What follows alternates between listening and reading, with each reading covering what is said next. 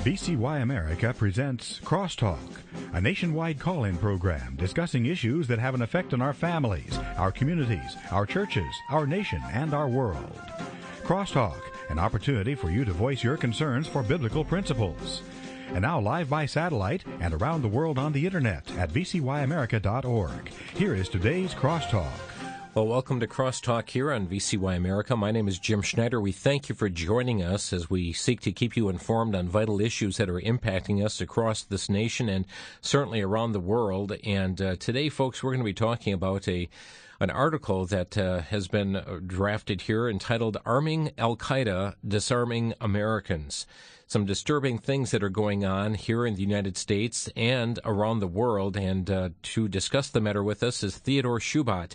Ted is the son of Walid Shoebat, a former PLO terrorist. Walid's been with us before as well. But it was at age 16 that Ted released his first book, In Satan's Footsteps, which has been followed up now with the book For God or For Tyranny. Ted has been a student himself of the worldviews that have been, that are presented by socialism, liberalism, Islamism, communism, and also to see how tyranny works. Ted, thanks for joining us today here on Crosstalk. Thanks for having me on, sir. It's good to be on with you.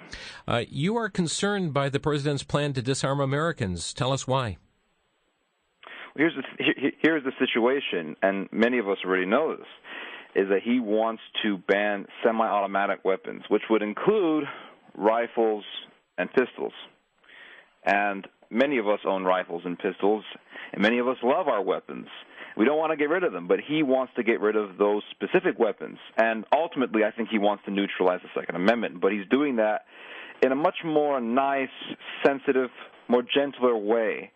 And he's gradually doing this. So first he wants to attack the semi-automatic weapons. Well, here's the hypocritical side of the Obama administration, and that is this.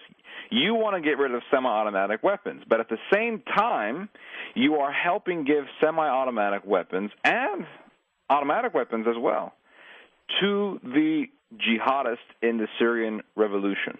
The Obama administration is currently helping to give rifles and grenades. That is the official report from the U.S. government, from the journalists who have been writing on this subject.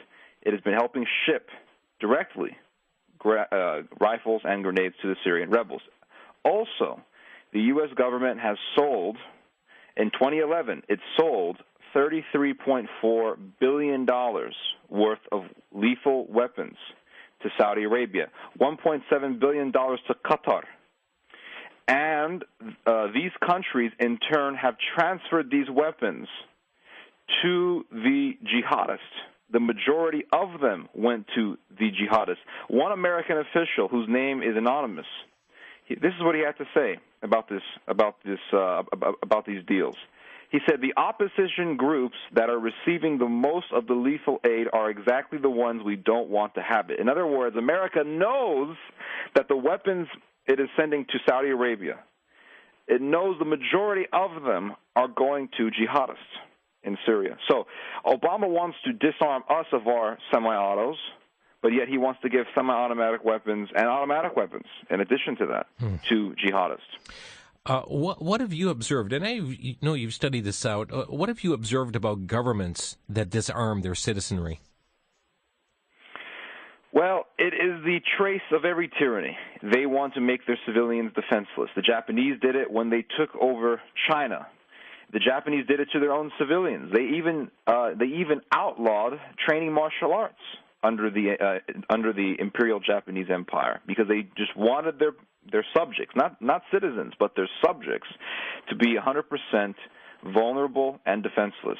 It makes the citizen depend more on the state than himself.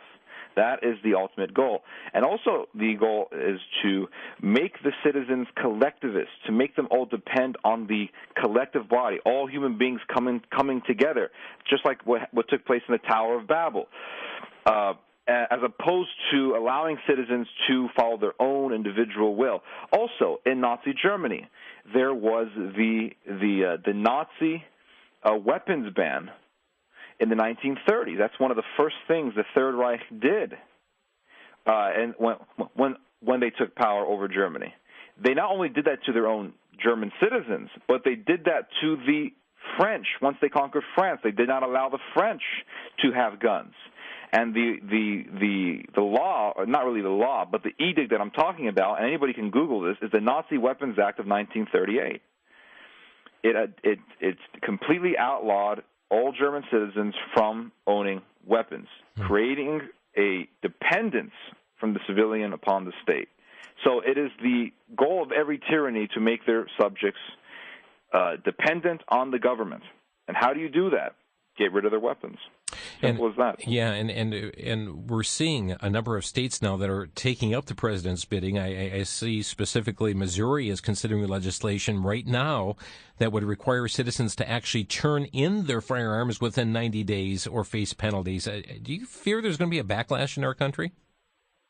I think there's going to be a huge backlash in our country. I think that we're going to be seeing civil disobedience, strong civil disobedience. There's a lot of people in this country who will not give in. They are people who will give in. They'll say, here's my gun, just leave me alone.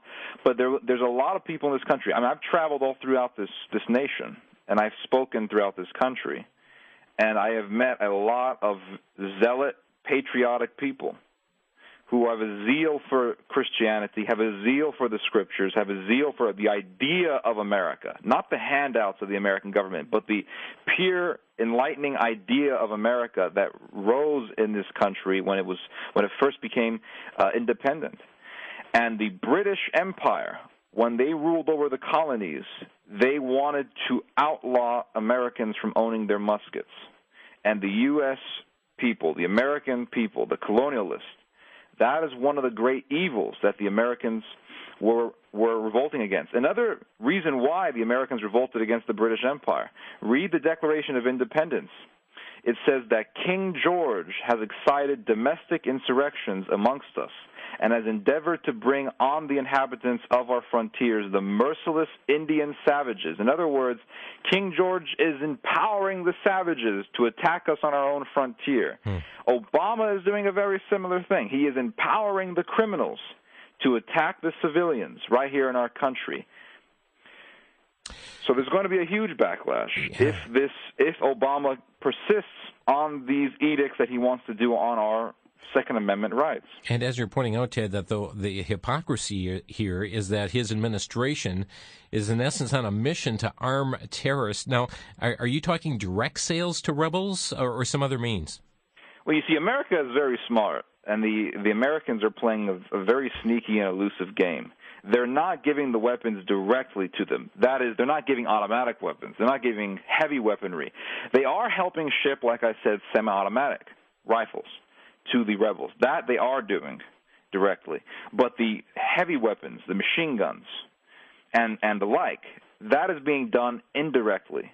What they're doing is they're selling the weapons first to the Arabs, the Saudis, knowing that the Saudis are going to give those weapons to the jihadists. Because the Saudis, they want the revolution to succeed in Syria, because Assad is an enemy of Saudi Arabia. Assad is a Shiite.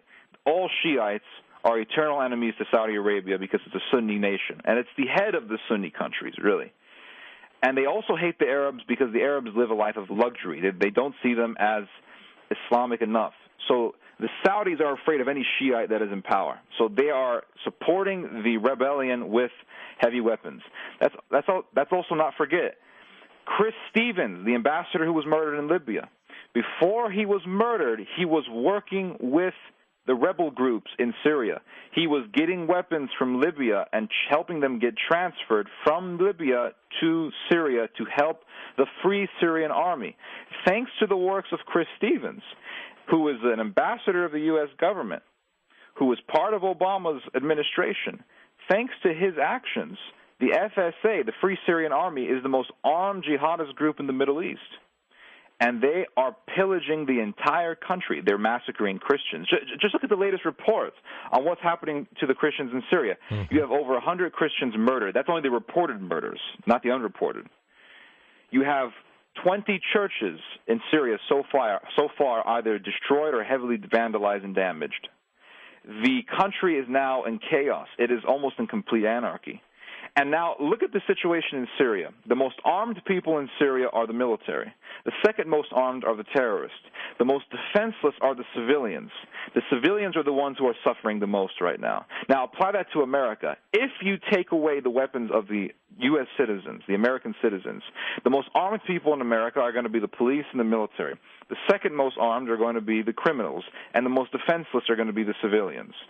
If you neutralize the Second Amendment, we will become an anarchical society. We will become, I think, a violent society where the civilian is defenseless and the criminal is empowered. And the savages amongst us will be the only ones getting support if the Second Amendment is neutralized. You gave us some amazing numbers, Ted. You had mentioned over $33 billion worth of weapons to Saudi Arabia, another $1.7 billion to Qatar. Yeah. And I mean that's got to be a huge amount of our global arms sales going on. It's a huge deal. And here's the thing: the left keeps making this argument. They say, well, he's not giving the weapons directly. He's just selling them, and those weapons are going off to terrorists out of his control. Excuse me. I'm an average American. You are an average American. We are both discussing these facts. If we know the facts that these weapons are going to terrorists, if we know that the weapons going to Saudi Arabia are going to jihadists who will not hesitate to behead any one of us right now if they had the chance, then the government knows about it. Mm-hmm. It's on the news. It's public information. You have politicians admitting that they know that these weapons are supposed to go to the rebels. And if you go to the article that I wrote, Obama wants to disarm Americans but arm terrorists, I have several videos that I posted that I found on the internet from the Arabic language of what these rebels are doing to human beings. You have one video where you have Al-Qaeda members, official members of Al-Qaeda with the Islamic banner around each and every one of their foreheads. They have assault rifles, and they are executing a man in cold blood with these assault rifles. This is the type of violence that they are committing with their weapons that we are helping them that we are helping them have, actually. There's another video that I posted of a group of rebels, and they are executing a man, and before they execute them, one of them dials the victim's mother and calls up his mother to let her know that we are about to kill your son in cold blood. And to them, it's just a simple prank. To them, it's a simple joke, and they're sitting there laughing about it, and they're shooting the man with their assault rifles, with their weapons. So you give these people weapons, and they will commit bloodshed on innocent civilians. You get rid of the Second Amendment in America here, civilians will become defenseless, and criminals will be empowered to do the same thing to us that the terrorists are doing to civilians in Syria. Yeah, simple as that. And as these brutal killings are going on in Syria, I mean, the U.S. just kind of winks at the situation, it appears. They wink at this situation, that's right. Yeah. And here's another interesting story. There was an American who was killed in Syria. His name was Austin Tice. He was from Texas. He was a Marine who did several tours in the Middle East, Iraq and Afghanistan. He went to Syria as a journalist, made friends with some of the rebels, thought the rebels were some real nice guys. Then all of a sudden he went missing. They have no idea what happened to him. And the U.S. government doesn't do anything about it. They sit there and they still support these rebellions. Ted Shoebat is our guest here today on Crosstalk. We'll pick up after the break. You're listening to Crosstalk here on the VCY America Network.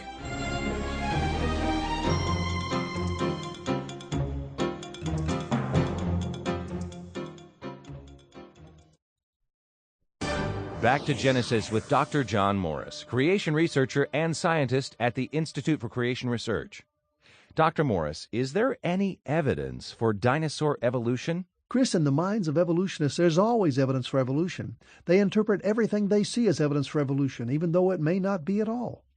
Consider the recent discovery of a horned dinosaur that had horns smaller than the largest horns and bigger than the smallest horns. Therefore, this is a transitional form and evidence for evolution. When are they going to stop calling variation within a particular category evidence for evolution? Variation happens, adaptation happens, but this is not evolution of a new kind. Within the kind of horned dinosaurs, there was great variety, but the question is, where did the horned dinosaurs come from in the first place? The answer is from creation, not from evolution.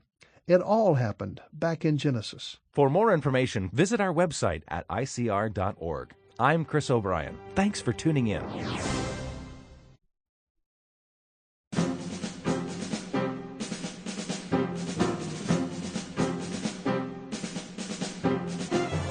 Arming Al-Qaeda, Disarming Americans. Our topic here today on Crosstalk with Theodore Shoebat. And Ted, you were talking just before the break here about Austin Tice. All of a sudden came up missing. A very tragic story here. Very tragic, and it's very sad. There was a video that the terrorists took of him before they really killed him, actually.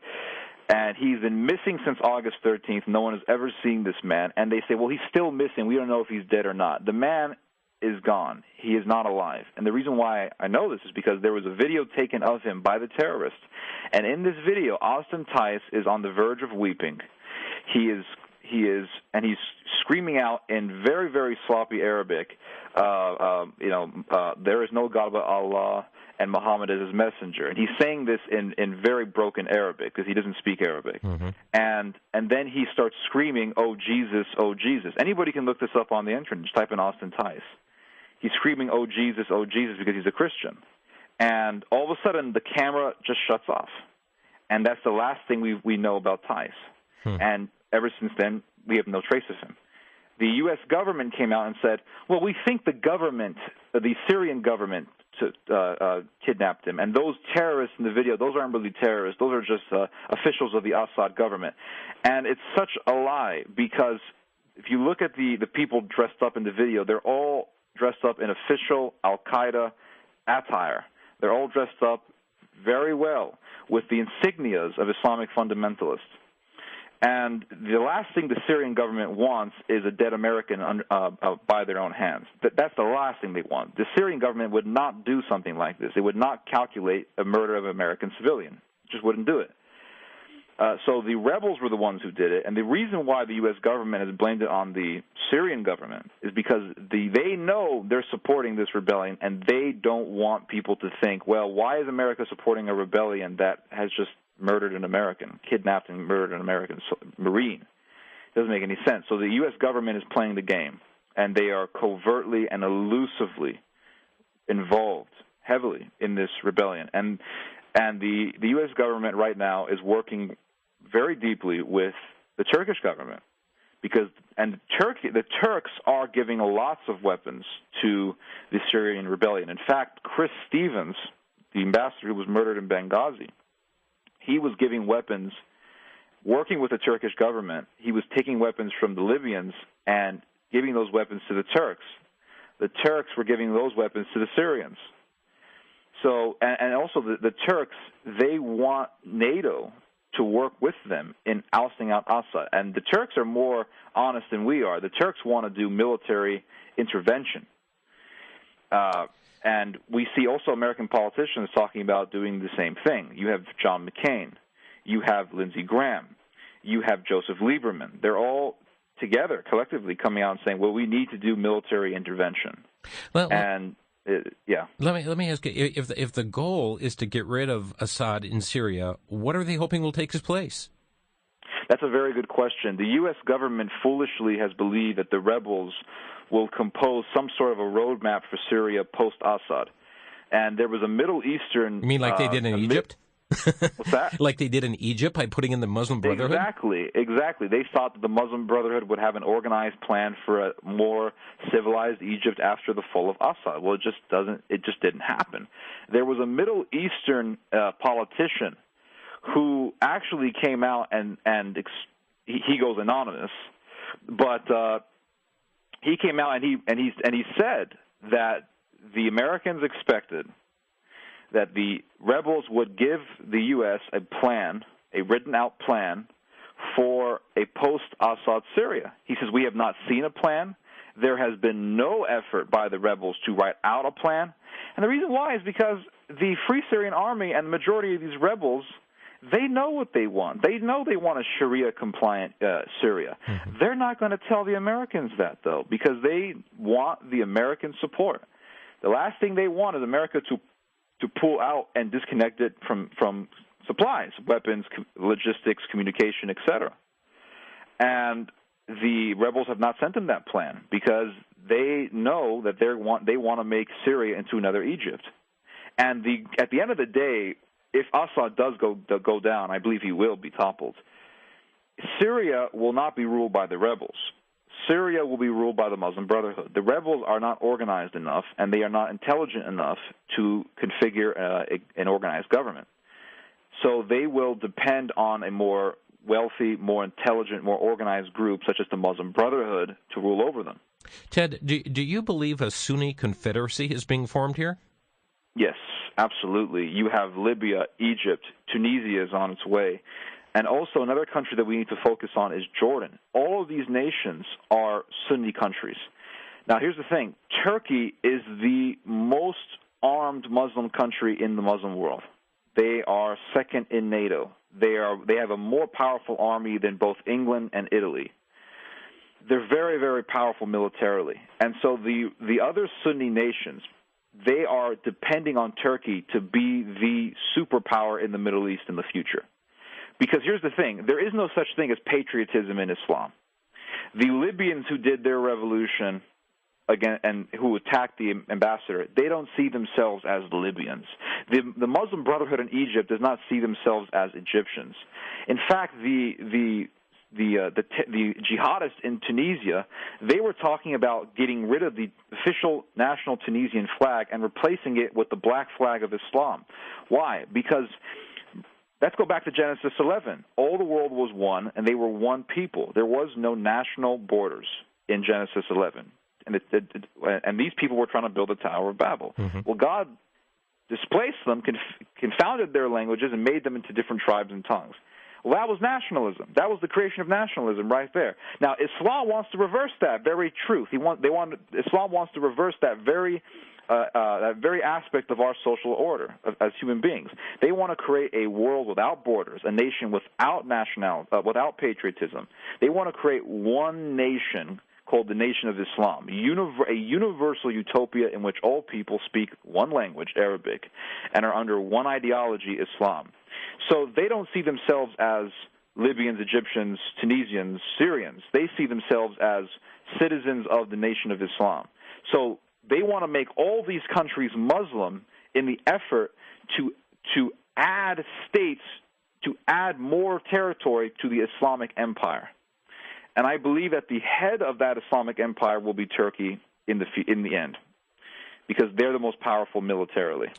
You know, Ted, we have just been in the process of delivering multiple tanks and fighter jets to Egypt, and now we're talking about now all the billions of dollars of weaponry that's gone to Syria by means of Arabia and other means. Is it possible that these very weapons are going to be turned back on the U.S. or on U.S. interests? Oh, I believe that to be correct. Look at Afghanistan and look at Iraq. America gave the Afghans and Iraqis weapons, and they gave them training. Now, the American soldiers cannot even trust the trained Iraqi police or the Afghan police that they helped organize, because these same trainees, these same people who were put there to supposedly make a better Iraq or a better Afghanistan, are now shooting the soldiers in the back. So any time that you help a Muslim fundamentalist by giving them weapons and training, they will always find a way to turn it back on you. They will always use it to go against those who help them.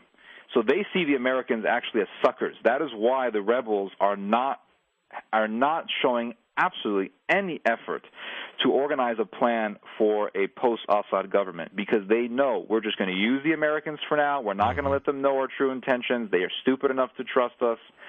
Let's just get their help. As soon as we get rid of Assad, then we'll show our true colors. We'll show our true intentions. We're going to make Syria into a Sharia nation. In fact, there was a French doctor who went to Syria on a charity to help rebels who were injured in the civil war. And this French doctor goes anonymous, but he said that he saw the truth when he went to Syria. He thought really that the rebels needed his help medically. And he saw the reality when he went there. He said that the majority of Syrians that he helped medicate did not even care about Assad. They don't even care who's in power in Syria. They just want to destroy whatever government is there to make it into an Islamic country. He says the majority of rebels that I talked to told me that they want to make Syria into a Sharia nation, just like the Muslim Brotherhood did in Egypt, just like the rebels in Libya did, just like the Islamists in Tunisia did, just like the Islamists in Jordan right now want to do. They're trying to make Jordan into a Sharia country. We're not focusing on Jordan. But the fact of the matter is that since 2011, the Muslim Brotherhood has been trying the hardest to take out the kingdom of Abdullah, who's the king in Jordan, and make it into another Muslim Brotherhood country. And what are the implications for Israel in all of this? I know President Obama he's planning his maiden voyage here to Israel. And WND World Daily reporting that the Iranian-backed Islamic Jihad terrorist organization may attempt to disrupt his visit and his attacks, with attacks at derailing talks. But what are the implications for Israel with this up and rising confederacy of Sunni nations? It's a very good question. Israel is not optimistic about the Syrian revolution just as much as I'm not optimistic about it. I remember John McCain, he ignorantly stated that if we don't take out Assad will attack Israel. And anybody who's studied anything about the Assad government knows that Assad is not stupid enough to do that. The rebels, though, are crazy enough to make an attack on Israel. Israel is not optimistic about the revolution. And the Syrian rebels have taken almost all of the villages near the borders of the Golan Heights. In other words, the Golan Heights is the border that Syria has with Israel. The majority of the villages that are near the Golan Heights, they're taken by the jihadists. So this is actually more detrimental to Israel. It's putting Israel in a lot of danger because now the terrorists are very close to their borders. If it wasn't for the Golan Heights, if it wasn't for the great barricade that Israel established on that frontier, the jihadists would be in Israel by now, raping, pillaging, and killing. And Israel would have a war on their hands. Another fact we have to keep in mind is that what Israel is afraid of in regards to this revolution is that the rebels will take weapons from the Assad government. And Amos Gilad, when this revolution first came out, Amos Gilad, the head military official in Israel, stated that he is not worried about Assad. Netanyahu is not worried about Assad. They are worried about the rebels getting their hands on the chemical weapons of Assad. And their suspicion was very much correct because a number of months ago, in 2012, I wrote an article exposing the rebels for the fact that they stole chemical weapons just last year from the Assad government. And I showed the footage in this article. Anybody can go look it up. I showed the footage on this article of these very, very powerful missiles, very large missiles, too. Truly weapons of mass destruction in the hands of rebels after they took an Air Force base in Syria. And also, the Syrians stole powders, chemical powders, very toxic, from the Assad government. And there's a video of these rebels getting these chemicals that they stole and testing them on rabbits. And as the rabbits are suffocating to death, you hear the rebels screaming, Allahu Akbar, Allahu Akbar. This is what's going to happen to the enemies of Allah. Wow. We're talking with Ted Shoebat today, and folks, let's open our phone lines. So we're talking about arming Al-Qaeda, disarming Americans. Our phone number to Crosstalk, 800-733-9829. Your questions and comments, 800-733-9829. We'll be right back. If you were asked how you know the Bible is true, do you have an answer? We are living in an increasingly skeptical society, whether it comes to politics, science, or even faith. People see conflict everywhere, even about fundamental aspects of the Bible. Sadly, many church leaders are at odds about biblical truth and scriptural authority, leaving believers confused and uncertain, and in need of clear biblical teaching. In the books, How Do We Know the Bible is True?, editors Ken Ham and Bodie Hodge have compiled from numerous authors responses to many questions, such as, is the Bible totally without error? Did the resurrection really happen? How do we know the 66 books of the Bible are from God? And numerous other issues. Volume 1 or Volume 2 are available for a donation of $17 each, or both can be obtained for a donation of $30 to VCY America by calling 1-800-729-9829. 1-800-729-9829.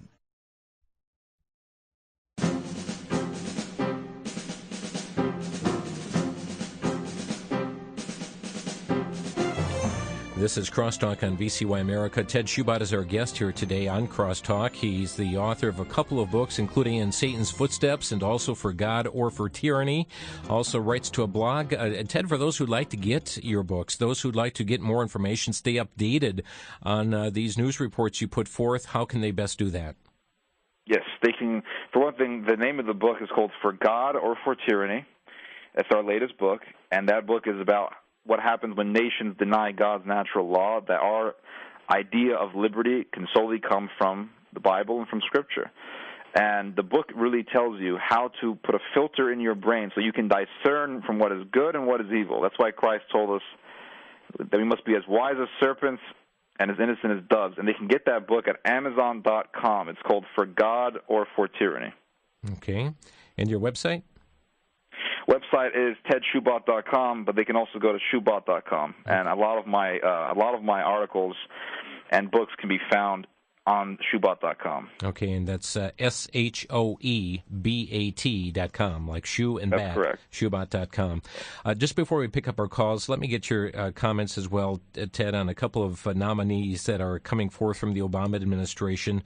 One is from Mr. John Brennan to head up the CIA. Do you believe he's properly being vetted? Do you have concerns about this nomination? Well, absolutely. Brennan is, in my opinion, is a very dangerous figure. For one thing, Brennan was involved with Stevens in his role in giving arms to the Syrian rebels. In fact, I'll tell you something. Some of Stevens' deals for arms, right, the arms were going straight to the Free Syrian Army, which officially is a jihadist group. And Brennan was involved with this. So, yes, of course, Brennan is a very dangerous figure. He worked with the Islamists last year in support of the in support of the rebels. Some reports have come forth that he converted to Islam. Is that true or fiction? Well, there are reputable witnesses that say this is true. So we can't just throw it out the window. But at the same time, we can't be 100% conclusive until we receive further evidence. But so far as I'm concerned, it's something that we can't just forget about or neglect or deem as untrue. We need to analyze the sources from where it comes from. One other individual, we saw last week the postponement of a vote to have former Senator Chuck Hagel become the next Secretary of Defense, and now it appears John McCain, Lindsey Graham will allow this Senate confirmation vote to proceed when the Senate comes back into session, and they said unless material more damaging to the nominee surfaces this week. Is that concerning to you? Yes, of course it's very concerning. And you know, I honestly, I haven't looked too much into who John Hagel is, but, I mean, anytime you have somebody who was involved with the Benghazi scandal, that's what it was, of course I'm concerned about that. Mm-hmm. Let's pick up a few of our calls here today on Crosstalk 800-733-9829. John in Illinois, go ahead, you're on the air. Hello, John.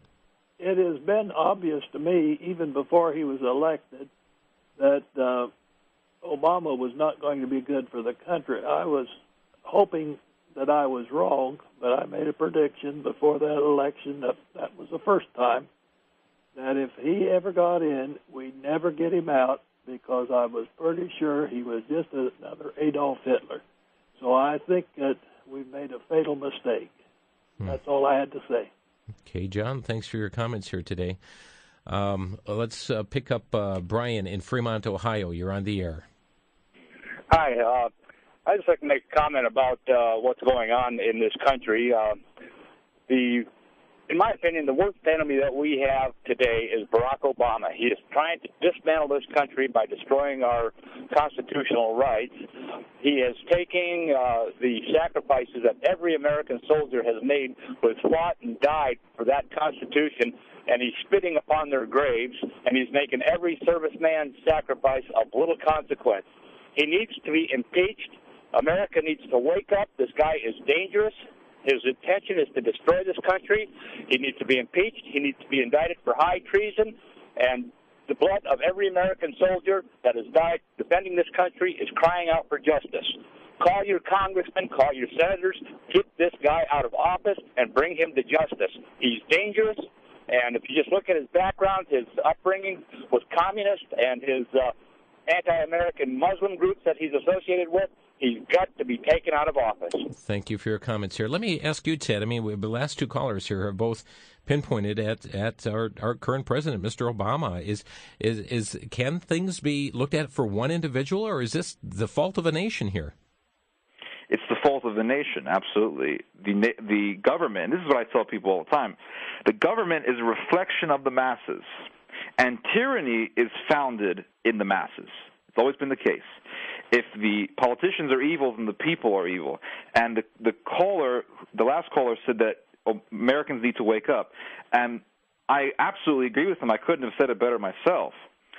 But here's the thing, is that Americans, I fear, are not going to wake up unless there is a huge body count that comes to this country. I sense that Americans are inclined to only wake up and confront evil when they are attacked by a great assault. And when I mean a great assault, I mean not a 9/11. Sadly, unfortunately, 9/11 was not enough to wake up Americans. It woke them up for a few minutes, and they hit the snooze button and went back to sleep. Mm-hmm. Americans, I think, until they receive something greater than 9/11, that is when they will really wake up and stay awake and not go back to sleep. And until then, I think Americans are still going to vote for corrupt politicians, both on the Republican side and the Democrat side. They're still going to vote for socialistic politicians. Just look at ancient Rome. Before Rome collapsed, what were the people doing? They were only voting for politicians who they knew would give them free stuff. That is what the historian Rufus Fears has written in many of his works. And it's absolutely true in regards to the United States. Americans are a lot of times are voting for politicians who they know will provide me the benefits that I want. Not what I can do for my country, but what my country can do for me. As long as we have that mindset, this corruption that we are seeing currently happening, this corruption that is currently taking place by Obama and his administration, will continuously happen, and it won't stop. That's why someone once said, one of the things we learn from history is that we don't learn from history. We don't learn from history. Yeah. Rufus Fears said that, actually. Oh, did he? Okay. Yeah, he did. J. Rufus Fears. Let's go to Fred in Wisconsin. You're on the air, Fred. Yes, hi, thanks. I was wondering if Obama had bin Laden taken out because he was an adversarial group, a Sunni or a Shiite, and I don't know what Obama was brought up under in the Philippines or through his dad or whatever. If he did that, it looked good to the world and it looked good to his people from the Middle East or whatever, but yet he's honoring jihad against a rival. Any comment, Ted? Well, Osama bin Laden is a Sunni Muslim. Obama was brought up a Sunni Muslim. So if Obama was brought up a Shiite, then maybe we would have our hunches would be correct. But Obama and Osama are both Sunni. And the reason why he killed Osama, and to the public, they're saying, well, it was to protect the country. But I'm sure there's some underlining motives that we don't hear about. Anything that this government does, there's always another motive that we will never hear about until 100 years down the road. Let's go to Brad in West Dallas. Go ahead, you're on the air. Hi. It seems in the U.S. especially, people and especially lefty politicians seem to be rolling over for Islam left and right. And we've had the black group Nation of Islam in this country for decades, although Middle Eastern Muslims, I've heard that they refer to the Nation of Islam as Muslims without Islam, and they look at it as just blacks' hatred of people who are not black. But I've got a question. I've heard the word, but I forgot it. There's a Muslim word for black slaves or blacks or slaves or whatever, and it has to do with black slaves or something like that. What is that word? I can't. I wouldn't be able to tell you. But in the Hadith, Muhammad called them raisin heads, and you can Google that, Muhammad raisin heads, and you'll get it. And also, you're right. about the Nation of Islam. Most Muslims don't see them as true Muslims, and I would agree. They're not really true Muslims. They call themselves Muslim, but they're really a black supremacist cult. And black supremacy was not the intention of Islam. The intention of Islam was Arab supremacy, not black supremacy. That's true, and the Muslims were the ones that enslaved the blacks in the first place. That's absolutely true. In around the 800s, I believe, that's when the Muslims conquered Sudan.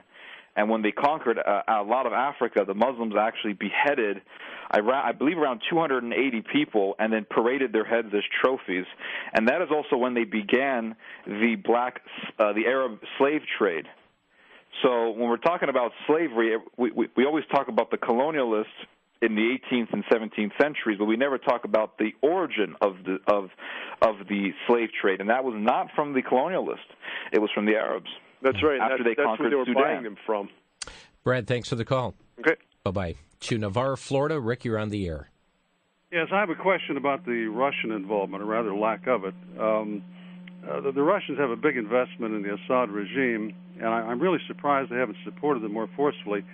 Okay, my question is, do you think that if there's a serious danger of imminent downfall of the Assad regime, will the Russians intervene in a major material way? For example, a couple of divisions of Spetsnaz could seal the Turkish border. What are your thoughts?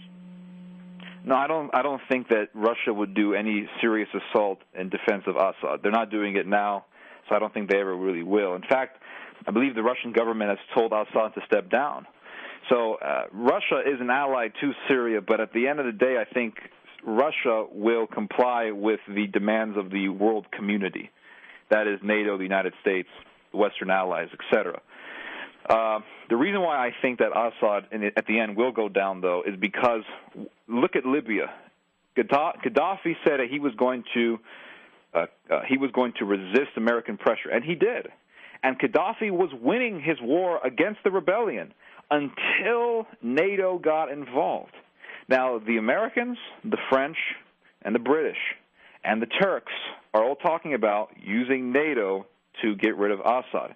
Right when Obama was reelected, the first thing that the French and the British did was they started working with NATO and Turkey. How are we going to use Obama to help us get rid of Assad? And they knew, and they still know, that because Obama is in his second term, he has less to lose politically because he's not going to be reelected. So he can actually be more reckless in regards to the Middle East than he was in the first term that he served as president. So they know that, and they're taking advantage of that right now. And so when we look at Libya, Gaddafi was taken out by NATO. Now apply that to Syria. They want to use NATO, meaning that they're going to want to get rid of Assad by any means necessary until he's gone. Thank you, Rick. Appreciate your call. Okay, we're just seconds away from the break. Ted Shoebat is our guest here today on Crosstalk as we talk about arming Al-Qaeda, disarming Americans. By the way, the website is shoebat.com or tedshoebat.com. His latest book, For God or For Tyranny. We're going to take a quick 60-second break and come back to more of your phone calls to talk with Ted Shoebat here today on Crosstalk. Our number 800-733-9829. This is Crosstalk on the VCY America Network.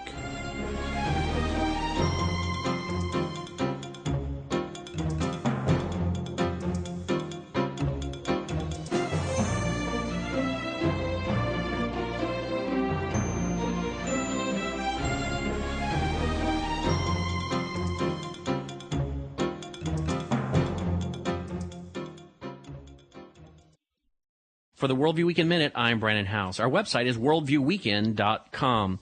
Recently, the Rockefeller Brothers Fund, a liberal foundation, put out a report in which they admitted that they were giving money to evangelicals for them to become a voice in pushing sustainable development. Well, for those of you who don't know, sustainable development came out of the Earth Summit in Rio in 1992. Sustainable Development, or Agenda 21, is the framework for global governance. It includes abortion on demand, population control. It includes ending the Second Amendment rights of American citizens. It includes public housing, the expansion of the welfare state, the end of parental authority, the promotion of pagan spirituality in our schools, and much, much more. That's Sustainable Development. That's Agenda 21. And the Rockefeller Brothers Fund admits in their own document they're giving money to evangelical organizations and individuals for them to push this on the church. Now, you talk about a religious Trojan horse. That's a religious Trojan horse.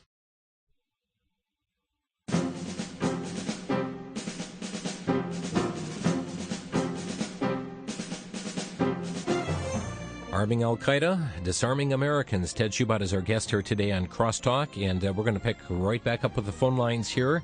Going to Olney, Illinois. Mark, thanks for holding. You're on the air.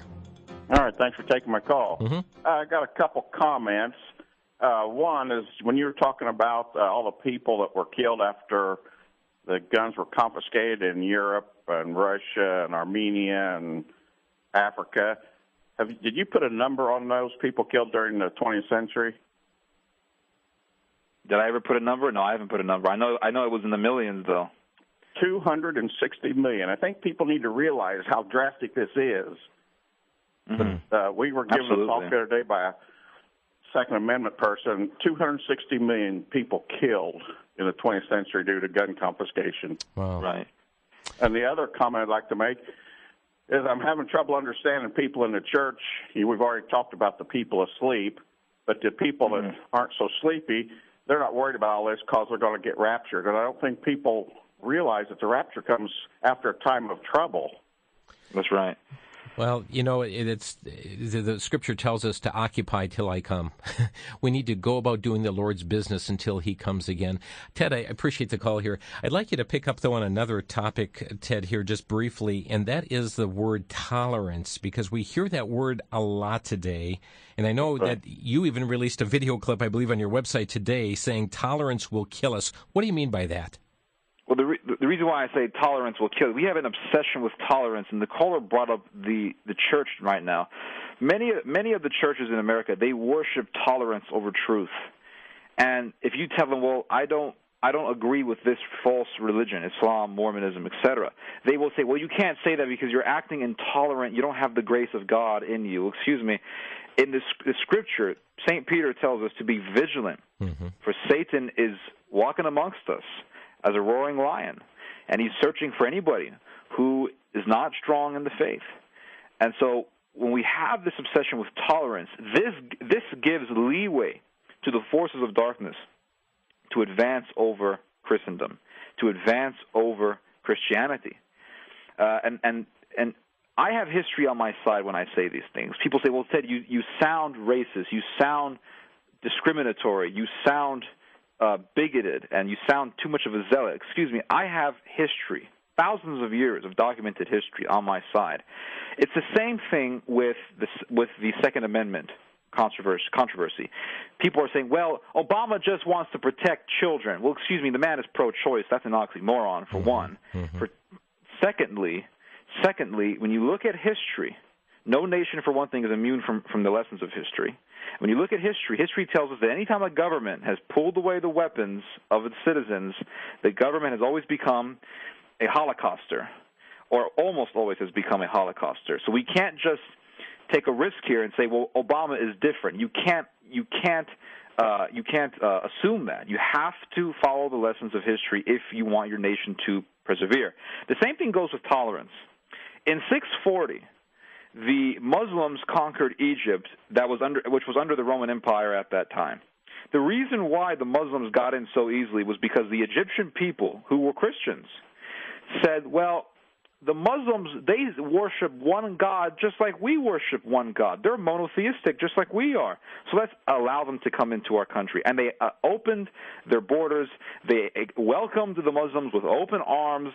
And in no time, the Muslims unsheathed their swords and massacred everywhere they went. Men, women, and children. They did not discriminate age. They killed Christians wherever they found them. They burned down numberless amounts of churches. There was one Egyptian tyrant, his name was Al-Hakim, and and throughout all the years of his reign, when he ruled Egypt, he destroyed 30,000 churches. 30,000 churches. It's probably the largest amount of church burnings done by a single government in history. And it was all, Egypt was chained by the Islamists, all because of one simple mistake they made, and that was the mistake of tolerance. Wow. And that is a great lesson of history that we should never neglect. why did Egypt become a Muslim country? Why is it a Muslim country now when there's still Christians living there? It was a majority Christian nation at one point in time. How did this all happen? Go back to the year 640 and see that it was the facade of tolerance, the facade of monotheism, that we all worship the same God, which led the Egyptians to be yoked by the Islamic power. We've got 4 callers and 2.5 minutes here. Jim in Plymouth, Wisconsin, you're on the air. Yeah, Mr. Shoebat, just out of curiosity, are you a U.S. citizen? I'd rather not. I'd rather not talk about where I am. I have the security matters that I have to follow and observe. Okay, I have another question. Why cannot some of your you have some of your thoughts in the news? Are U.S. news or anywhere? I couldn't understand that quote. What was the question? Do you have some of your thoughts? Do you put some of your thoughts into U.S. news, or else be interviewed by some of these guys at Fox News or something? No, I've never been on Fox News before. Okay, appreciate your call. I think I'm too radical for them. Follow his site there at Shoebat.com. Ken in Mobile, Alabama, you're on the air. Yes, this is Kenneth. Like your program, and I'm really glad that he's coming out and telling us. And my wife and I have received a movie. It's called Grinding Down America. We received it over the Internet from one of her contacts. Mm-hmm. And it explains Obama and his administration and the liberal agenda. And that'll help people. And I'm so glad that you're doing this and bringing things out. And exactly what he said is we need to go by the Bible and quit this tolerance stuff. All we're going to do is end up just like he just said Egypt was. Thank you, Ken, for your call. Ted, we're down to 30 seconds. Share what's on your heart here to close.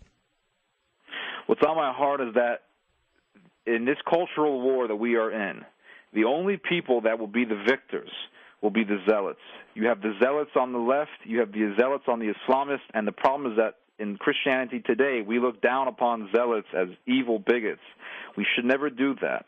If we're going to win this war that we're in America, we're going to have to become zealots for the faith. We cannot be moderates in the presence of evil.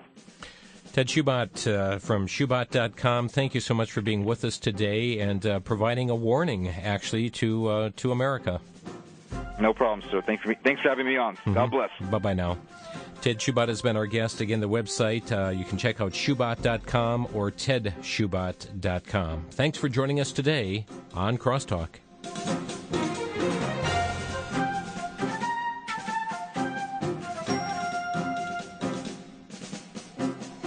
You've been listening to Crosstalk via satellite and the Internet from VCY America. Views expressed may or may not be those of this station. For a CD of today's program, send a donation of $6 or more to VCY Tape Ministry, 3434 West Kilbourne Avenue, Milwaukee, Wisconsin, 53208, or download by RSS or podcast from crosstalkamerica.com. And join us again for Crosstalk.